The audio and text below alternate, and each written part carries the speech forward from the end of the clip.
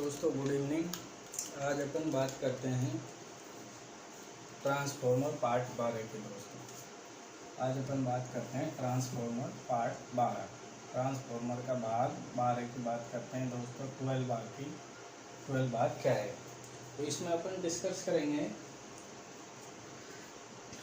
Transformer का समांतर operation के लिए क्या शर्तें होती हैं और नो लोड पर ट्रांसफॉर्मर कैसे कार्य करता है और कूलिंग के आधार पर ट्रांसफॉर्मर के प्रकार। तो कूलिंग के आधार पर प्रकार बचे हुए हैं दोस्तों, तो पहले इसको कर लेते हैं। कूलिंग के आधार पर प्रकार देखें अपन।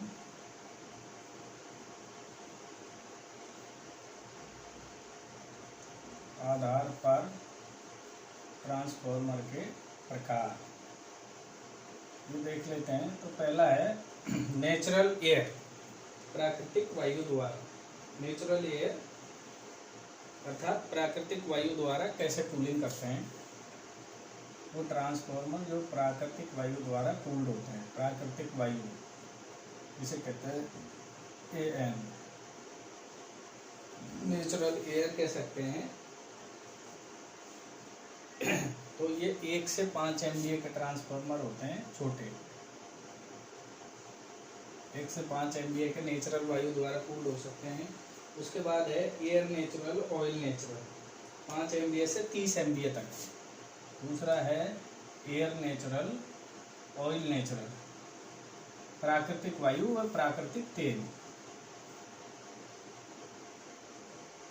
प्राकृतिक वायु वो तेल द्वारा, मतलब तेल भरा रहता है उसके द्वारा। ये अपने 20 MVA से 5 MVA से 30 MVA तक होते हैं। 5 MVA से 20, 25 या 30 MVA तक होते हैं दोस्तों ये कूलिंग प्रक्रिया, यहाँ तक अपनाते हैं। तीसरी रहती है दोस्तों अपनी air force oil natural. Air force oil natural मतलब प्राकृतिक ऑयल। एयर फोर्स है ऑयल कैसा है, प्राकृतिक जो भरा हुआ है, मतलब एयर हवा, पंखे के हवा द्वारा एयर दी जा रही है कूलिंग डक्ट को, AFON कहते हैं इसे। और ये यूज करते हैं अपन 30 से 60 MVA तक। कहाँ तक करते हैं? 30 से 60 MVA तक ये विधि अपन यूज कर लेते हैं। उसके बाद इसके बाद जो आते हैं ट्रांसफॉर्मर वे होते हैं air force oil force. Air force oil force ये होते हैं अपने 60 MVA से अधिक बड़ी कैपेसिटी पे। 60 MVA से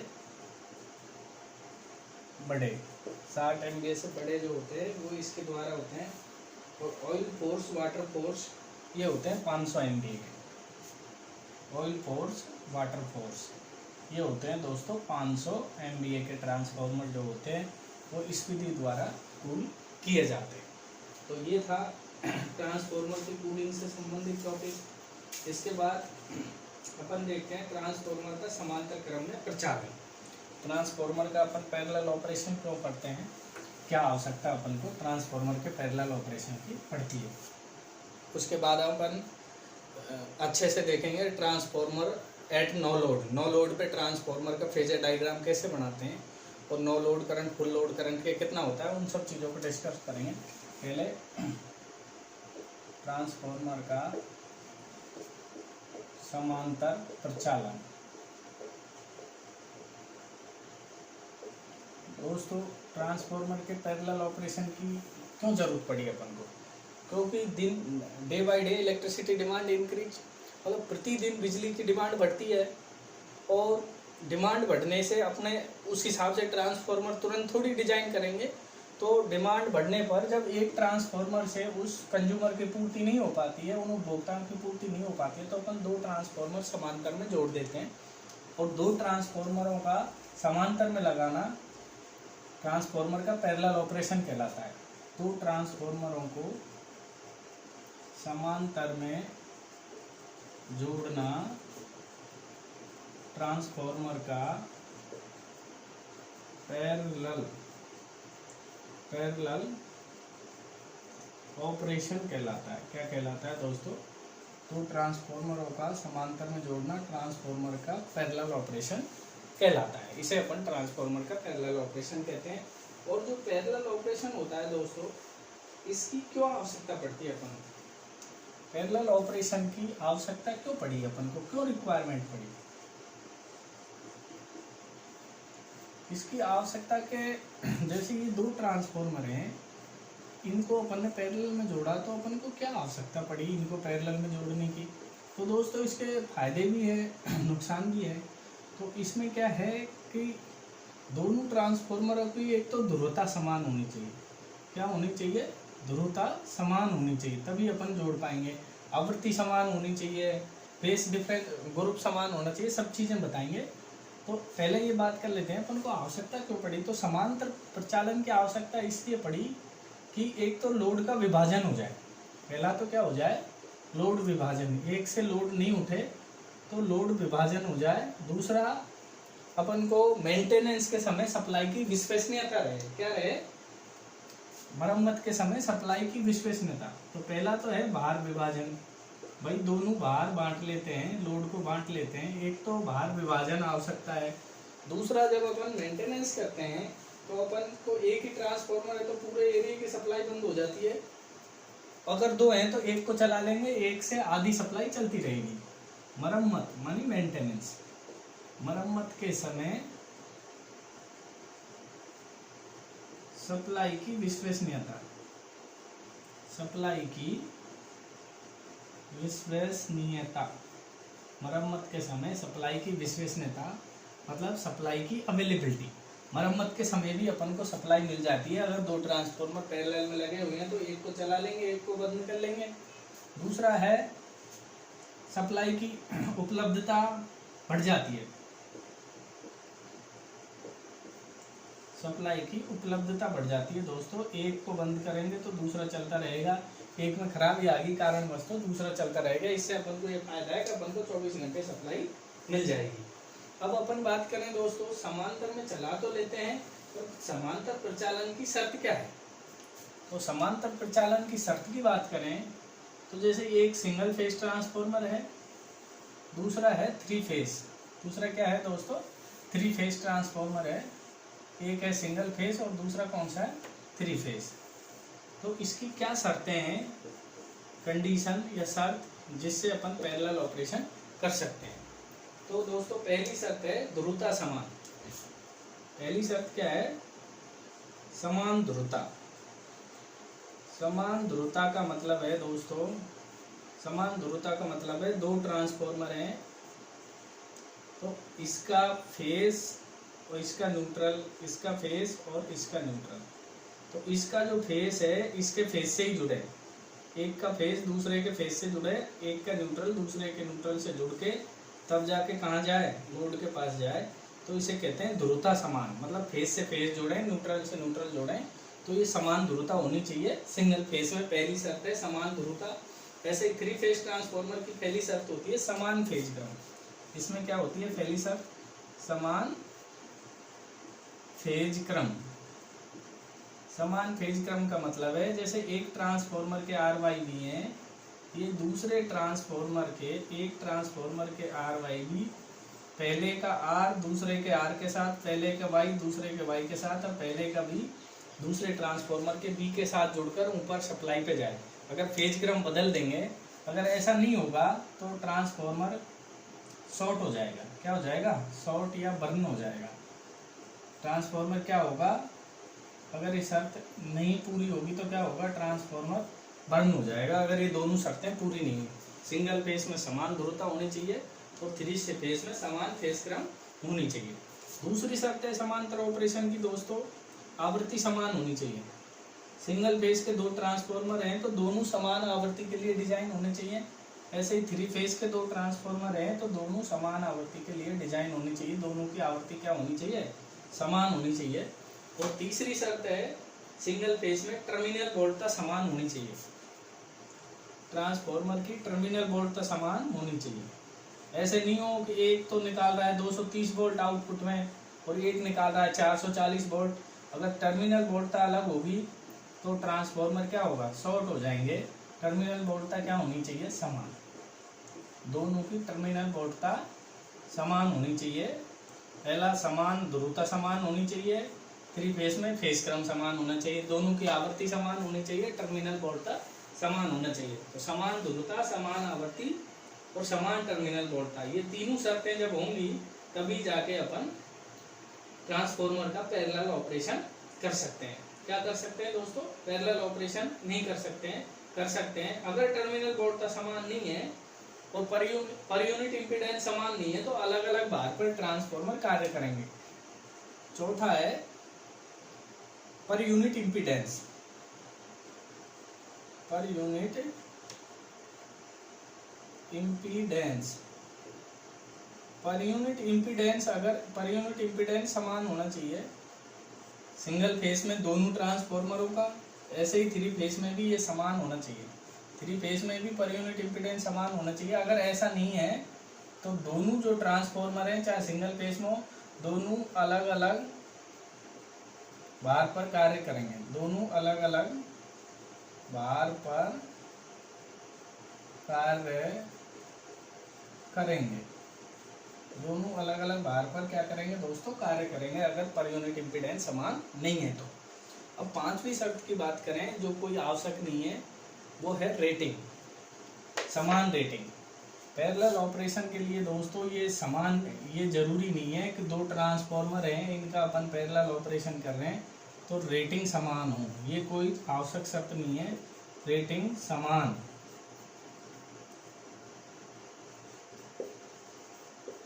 होनी चाहिए। तो 2 ट्रांसफॉर्मरों के पैरेलल ऑपरेशन के लिए रेटिंग समान होना जरूरी नहीं है। अलग अलग रेटिंग के ट्रांसफॉर्मरों का भी पैरेलल ऑपरेशन कर सकते हैं। तो कई बार प्रतियोगी परीक्षाओं में पूछा जाता है कि ट्रांसफॉर्मर के समांतर प्रचालन के लिए आवश्यक शर्त नहीं है, तो रेटिंग का समान होना आवश्यक शर्त नहीं है। पैरेलल ऑपरेशन के लिए रेटिंग समान होना कोई आवश्यक शर्त नहीं है, कोई ज़रूरी नहीं है दोस्तों। तो समांतर ट्रांसफॉर्मर के समांतर प्रचालन के लिए यही 3 4 4 शर्तें, समान ध्रुवता, समान आवृत्ति, समान टर्मिनल वोल्टता। और 3 फेज की बात करें तो समान वेक्टर ग्रुप। वेक्टर ग्रुप का मतलब है, एक एक्स्ट्रा शर्त होती है इसमें, समान वेक्टर ग्रुप। समान वेक्टर ग्रुप का मतलब जो वाइंडिंग होती हैं या तो स्टार स्टार के साथ स्टार स्टार ट्रांसफॉर्मर का ही पैरेलल ऑपरेशन करें या डेल्टा स्टार के साथ स्टार डेल्टा का। इस प्रकार से जो वेक्टर ग्रुप है ये भी अपना क्या होना चाहिए? स्टार स्टार, स्टार डेल्टा या डेल्टा स्टार, इस प्रकार से ट्रांसफॉर्मर होंगे तो ही अपन उसका समांतर में प्रचालन कर सकते हैं दोस्तों। अब ये बात हो गई। अब समांतर में जो प्रचालित ट्रांसफॉर्मर हैं वो भार का विभाजन किस हिसाब से करते हैं? समांतर में 2 ट्रांसफॉर्मर अपन ने लगा दिए, अब इन पे जो लोड है उसको किस प्रकार बांटेंगे ये दोस्तों? तो समांतर में प्रचालित ट्रांसफॉर्मर भार का विभाजन करते हैं। ये कई बार पूछा जाता है, समांतर में जो प्रचालित ट्रांसफॉर्मर है ये भार का विभाजन करते हैं। तो समांतर में प्रचालित ट्रांसफॉर्मर भार का विभाजन करते हैं। समांतर में प्रचालित ट्रांसफॉर्मर भार का विभाजन करते हैं। तो दोस्तों per unit impedance, per unit impedance से कहते हैं प्रति इकाई प्रतिबाधा के हिसाब से। पर यूनिट इम्पीडेंस इसे कहते हैं प्रति इकाई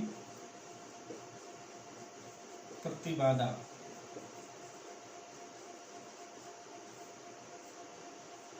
प्रति इकाई प्रतिबाधा के हिसाब से, मतलब समांतर में जो प्रचालित ट्रांसफॉर्मर है दोस्तों वो लोड का विभाजन किस प्रकार करेंगे? मैंने 2 ट्रांसफॉर्मर लगा दिए तो वह लोड को कैसे बांटेंगे समांतर में? तो पहला तो हमेशा यही उत्तर करना है, पर यूनिट इम्पीडेंस। उनका पर यूनिट इम्पीडेंस क्या है? प्रति इकाई प्रतिबाधा के हिसाब से लोड शेयर करते हैं। दूसरा होता है केवीए रेटिंग। जब ये नहीं मिले दोस्तों तब उत्तर क्या करना है? केवीए रेटिंग के हिसाब से। केवीए रेटिंग का मतलब ट्रांसफॉर्मर कितना है, 20 MVA का है और 40 MVA का है तो 40 MVA का ज़्यादा लोड लेगा, 20 का कम लेगा। तो वैसे ये सेकेंडरी करना है। सबसे पहले उत्तर क्या होगा, पर यूनिट इम्पीडेंस। तो ट्रांसफॉर्मर लोड का विभाजन समांतर में प्रचालित ट्रांसफॉर्मर लोड का विभाजन कैसे करते हैं दोस्तों, प्रति इकाई प्रतिबाधा के हिसाब से। अब अपन बात करते हैं प्रति इकाई प्रतिबाधा के हिसाब से ट्रांसफॉर्मर समांतर में जब प्रचालित रहते हैं तो लोड का विभाजन करते हैं प्रति इकाई प्रतिबाधा पर यूनिट इम्पीडेंस के हिसाब से। अब बात करते हैं transformer work on no load. Transformer जब नो लोड पे कार्य करता है तो उसका जो वेक्टर डायग्राम है वो किस प्रकार बनेगा दोस्तों।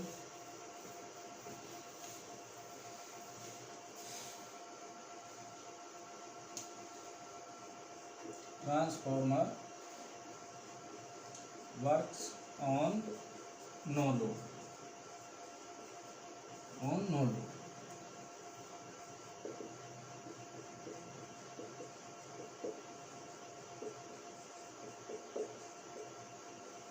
नो लोड प्रचालन मतलब ट्रांसफॉर्मर का नो लोड पे प्रचालन, नो लोड पे कैसे कार्य करे। तो आपको ये पता होगा दोस्तों, जो नो लोड धारा होती है वो फुल लोड धारा के 205% होती है, ये आपको पता है। नो लोड जो धारा है, नो लोड करंट है I0, no load current I0, full load current IL के, नो लोड करंट है। नो लोड करंट से क्या कहते हैं दोस्तों, नो लोड करंट से I0 कहते हैं। क्या कहते हैं, नो लोड करंट से I0। तो no load current full load current IL के 2 से 5% होता है। कितना होता है, 2% से 5% होता है। ये अपन पढ़ते आए हैं कि no load current I0 full load current IL के 2 से 5% होता है। तो पहले अपन इसके फेजर डायग्राम की बात कर लें दोस्तों। फेजर डायग्राम कैसे बनाएंगे तो फेजर डायग्राम की बात करते हैं दोस्तों। ये प्राइमरी सप्लाई वोल्टेज है V1। अपन ने प्राइमरी में जो सप्लाई वोल्टेज दिया वो क्या है, V1। जब अपन ट्रांसफॉर्मर की प्राइमरी है, जैसे ये ट्रांसफॉर्मर है दोस्तों, तो इसकी अपन प्राइमरी में जब अपन सप्लाई देते हैं, ये इसकी प्राइमरी है। प्राइमरी में अपन ने V1 सप्लाई दिया। क्या दिया, प्राइमरी में V1 सप्लाई दिया दोस्तों। तो प्राइमरी में जैसे ही V1 सप्लाई दिया तो प्राइमरी वाइंडिंग में I म्यू एक चुंबकीय धारा उत्पन्न होती है, जिसका नाम क्या होता है, I म्यू। ये इसे मैग्नेटाइजिंग करंट कहते हैं। I म्यू उत्पन्न होता है, मैग्नेटाइजिंग करंट उत्पन्न होता है। क्या होता है दोस्तों, मैग्नेटाइजिंग करंट उत्पन्न होता है।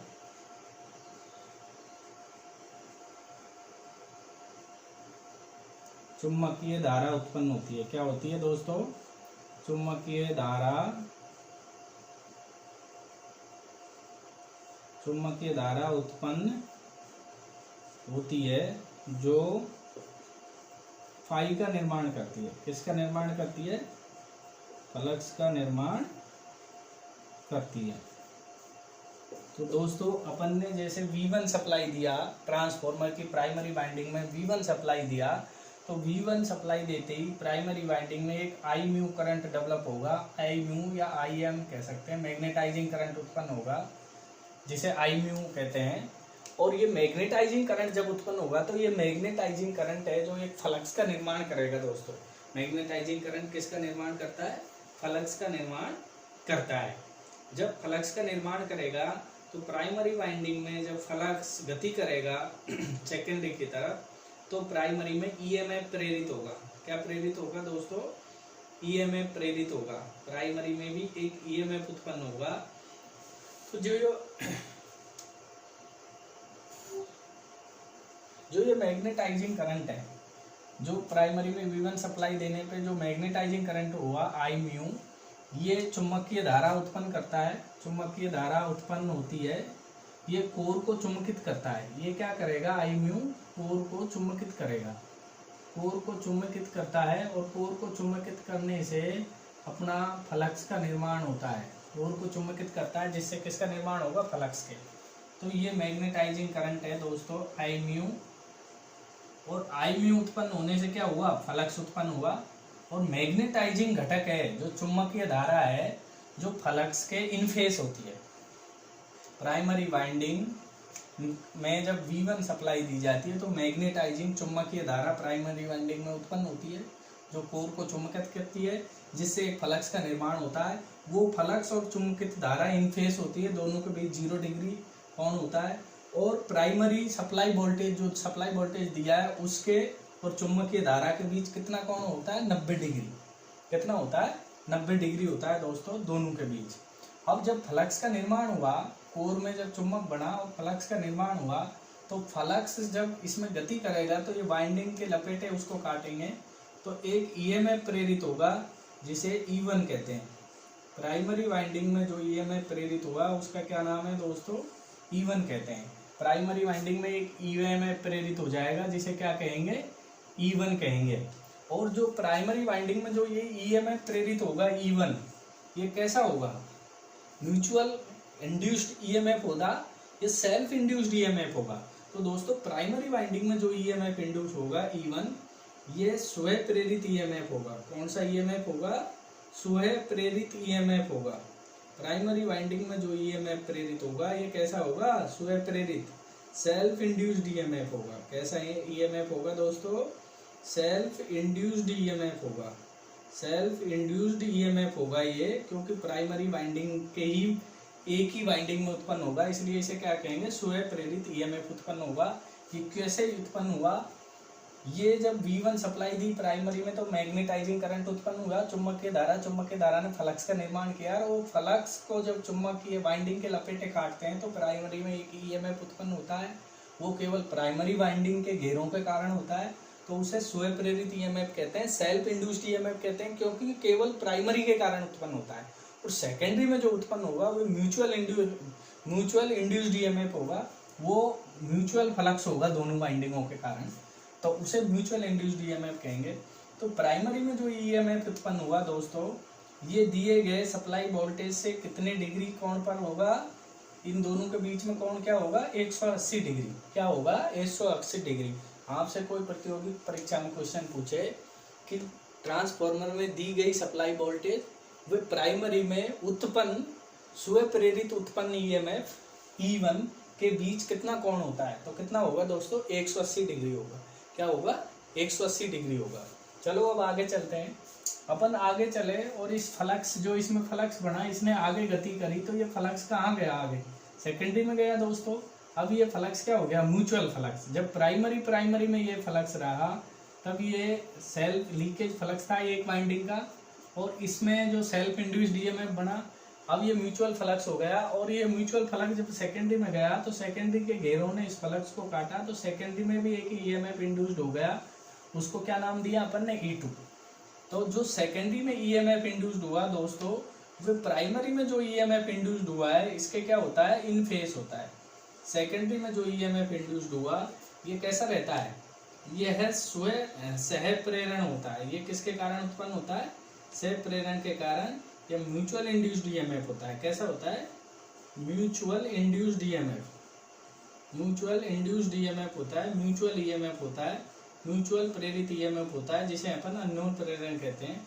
तो ये जो सेकेंडरी में जो ईएमएफ उत्पन्न हुआ दोस्तों, स्वयं प्रेरण या म्यूचुअल इंड्यूस्ड ईएमएफ या अननोन प्रेरण के कारण जो ईएमएफ इंड्यूस्ड हुआ, ये प्राइमरी में जो इंड्यूस्ड ईएमएफ है उसके क्या होता है, इन फेस होता है दोस्तों। क्या होता है, इन फेस।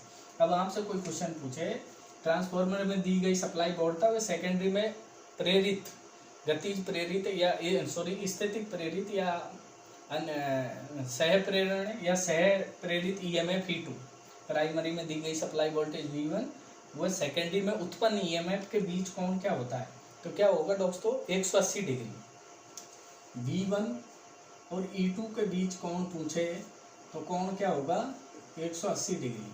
V1 क्या है, प्राइमरी में दिया गया सप्लाई वोल्टेज, वह सेकेंडरी में इंड्यूस्ड ईएमएफ E2 के बीच 180 डिग्री होगा। और वह पूछे V1 वो प्राइमरी में इंड्यूस्ड ईएमएफ के बीच कोण क्या है, तो इन दोनों के बीच भी क्या होगा, 180 डिग्री। वो पूछे कि प्राइमरी में इंड्यूस्ड ईएमएफ E1 वो सेकेंडरी में इंड्यूस्ड ईएमएफ E2 के बीच कोण क्या है, तो दोनों क्या है, ये इन फेस है, तो इनके बीच कोण क्या होगा 0 डिग्री। इनके बीच कोण क्या होगा दोस्तों 0 डिग्री होगा। तो मैं आशा करता हूँ यहाँ तक आपके समझ खा गया होगा। अब बात करते हैं दोस्तों सेकेंडरी ट्रांसफॉर्मर की क्या है, नो लोड है। और प्राइमरी में क्या दे रहे हैं अपन, यहाँ पे कोई लोड है ही नहीं, जब भी तो इसे कह रहे हैं no load transformer work on no load. तो ये तो नो लोड है। और प्राइमरी में क्या दे दिया अपन ने, रेटेड सप्लाई, रेटेड वोल्टेज दे दिया। प्राइमरी में जो रेटिंग है ट्रांसफॉर्मर की उसके हिसाब से क्या दे रखा है अपन ने, वोल्टेज दे रखा है। और सेकेंडरी क्या है अपनी नो लोड है दोस्तों। तो प्राइमरी में तो रेटेड करंट दे दिया। तो इसी स्थिति में प्राइमरी जो करंट होगा I1 ये किसके बराबर हो जाएगा, नो लोड करंट के।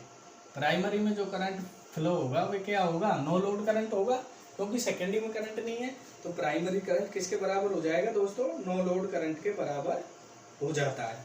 अब अपन आगे बात करें दोस्तों, तो आगे अपन बात करें जब ये फ्लक्स अपना सेकेंडरी में जाएगा तो एक सक्रिय धारा जिसे अपन IW कहते हैं, वाटफुल घटक कहते हैं, एक वाटफुल घटक उत्पन्न होगा। क्या घटक उत्पन्न होगा दोस्तों, एक वाटफुल घटक उत्पन्न होगा जिसे कि अपन सक्रिय धारा कहते हैं। जो ये एक्टिव लोड करंट होगा या सक्रिय धारा जो उत्पन्न होगी वो सप्लाई वोल्टेज V के क्या होगी, इन फेज, और लोहे हानि के लिए सहन शक्ति उत्पन्न करेगी। कोर में क्या उत्पन्न करेगी, लोहे हानि के लिए सहन शक्ति उत्पन्न करती है। एक्टिव धारा IW सप्लाई वोल्टेज के इन फेज होती है और लोहे हानियों को वहन करने के लिए कोर के अंदर क्या उत्पन्न करेगी, शक्ति उत्पन्न करेगी। अब ये जो फ्लक्स सेकेंडरी में गया तो सेकेंडरी में जो धारा उत्पन्न हुई उसे कहते हैं IW, इसे कहते हैं वाटफुल सक्रिय धारा, एक्टिव करंट। इसे क्या कहेंगे, एक्टिव करंट, सक्रिय करंट कहते हैं। और IW का है वाटफुल घटक। ये कैसा है, ये वाटलेस है, ये वाटफुल है।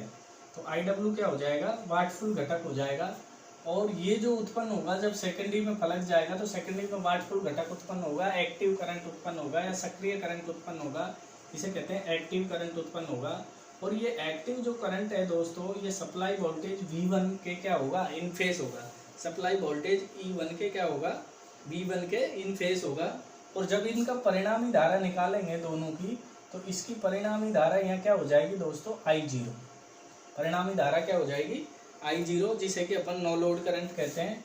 और नो लोड करंट क्या हो जाएगा, मैग्नेटाइजिंग करंट का स्क्वायर प्लस एक्टिव करंट का फर्क के स्क्वायर के समानुपाती हो जाएगी। अब नो लोड धारा क्या हो गई, मैग्नेटाइजिंग करंट का square plus वाटफुल current, active current का स्क्वायर का अंडर रूट के बराबर हो गई। क्या दोस्तों, नो लोड धारा हो गई। नो लोड धारा किसके बराबर हो गई, इन दोनों के बराबर हो गई। अब अपना नो लोड करंट किस के भागों में बटा, दो भागों में। एक तो था अपना वाटफुल घटक, इसे कहते हैं एक्टिव करंट। क्या था, एक्टिव करंट, सक्रिय करंट। एक तो था सक्रिय करंट और एक था अपना IW मैग्नेटाइजिंग करंट। ये क्या था, चुंबकीय धारा। तो चुंबकीय धारा जो रहती है IW ये रहती है साइन फाई के बराबर। किसके बराबर रहती है, I0 साइन फाई। ये हो जाएगी I0 साइन फाई के बराबर होती है। और ये होती है IW I0 कॉस फाई के बराबर होती है। और जो सक्रिय करंट है दोस्तों ये होता है वाटफुल घटक और ये होता है वाटलेस घटक। ये क्या है, वाटफुल घटक है। ये क्या है दोस्तों, वाटफुल घटक होता है। और ये होता है वाटलेस घटक, वाटलेस घटक। मतलब ये तो सक्रिय धारा है और ये कैसी धारा है, निष्क्रिय धारा है। जो चुंबकीय धारा है इसका क्या काम है, कोर में फाई उत्पन्न करना। चुंबकीय धारा का कार्य क्या था, कोर में फाई उत्पन्न करना, कोर में फाई का निर्माण। जो मैग्नेटाइजिंग करंट है इसने क्या किया, कोर में फाई का निर्माण किया। परंतु जो IW करंट है इसने क्या किया, इसने लोह हानियों को वहन करने हेतु कोर को शक्ति प्रदान की, लोह हानि वहन शक्ति प्रदान की, लोह हानि वहन शक्ति प्रदान की, कोर को लोहे हानि सहन करने की शक्ति प्रदान की, लोहे हानि वहन शक्ति प्रदान की। किसने, सक्रिय करंट ने, एक्टिव करंट ने दोस्तों। तो ये ट्रांसफॉर्मर का नो लोड फेसर डायग्राम होता है। ये IW एक्टिव करंट होता है, ये मैग्नेटाइजिंग करंट होता है, दोनों का परिणामी नो लोड करंट होता है। दोनों का परिणामी जो ये निकलेगा I0, ये क्या है, नो लोड करंट है दोस्तों। ये क्या है, नो लोड करंट है। और no load current full load current से 2 से 5% होता है। और नो लोड करंट कैसे निकालेंगे, चुंबकीय करंट का स्क्वायर प्लस एक्टिव करंट का स्क्वायर के अंडर रूट के बराबर अपना नो लोड करंट होता है। और नो लोड पर ट्रांसफार्मर का जो पावर फैक्टर होता है वो क्या होता है दोस्तों, 0.1 से 0.2 लैगिंग। नो लोड पे पावर फैक्टर की अपन अगर बात करें तो नो लोड पे ट्रांसफार्मर की कुंडली एक शुद्ध इंडक्टिव प्रकार की होती है और पावर फैक्टर होता है 0.1 से 0.2 लैगिंग। नो लोड पे ट्रांसफार्मर का पावर फैक्टर होता है दोस्तों 0.1 से 0.2 लैगिंग। तो ये ट्रांसफार्मर का नो लोड पे फेसर डायग्राम था।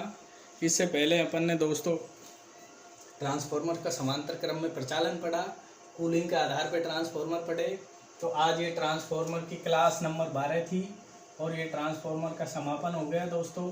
अगर आपको लगता है इन 12 क्लासों में कोई ट्रांसफार्मर का टॉपिक छूट गया हो तो यूट्यूब पे पीसी इलेक्ट्रिकल चैनल के नीचे कमेंट में ज़रूर लिखें कि सर ये टॉपिक ट्रांसफार्मर का दोबारा से करा दो, अच्छा नहीं समझ खाया।